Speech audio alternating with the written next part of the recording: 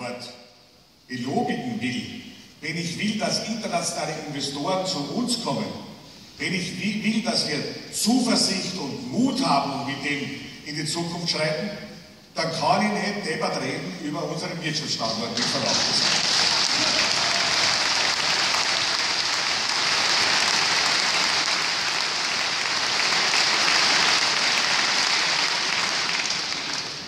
Liebe Freunde, schauen wir uns doch an, was wir gemeinsam, die Gewerkschaft bis zum Pensionistenverband, die Bundesregierung, alle gemeinsam erreicht haben, dass wir diesen ersten wesentlichen Schritt gesetzt haben im Hinblick auf eine Forcierung unseres Standortes und eine Forcierung in Richtung hin zu einer Wiedererreichung des Wirtschaftsstandortes und des Wirtschaftswachstums.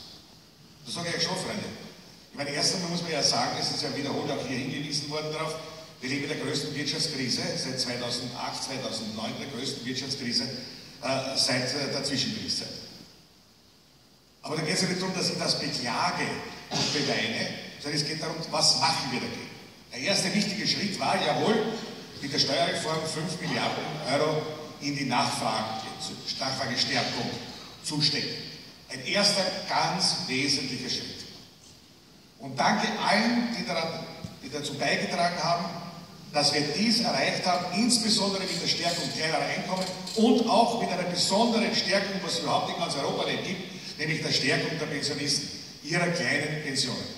Ein ganz wichtiger Schritt, eine ganz wichtige Sache.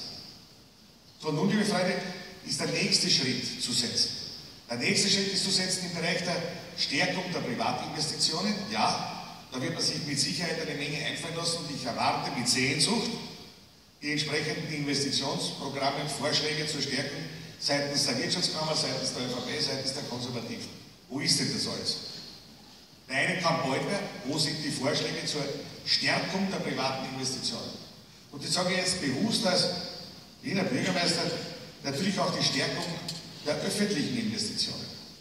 Denn, liebe Freunde, wir wollen uns aus dieser Krise heraus investieren und nicht in die nächste Krise hineinsparen.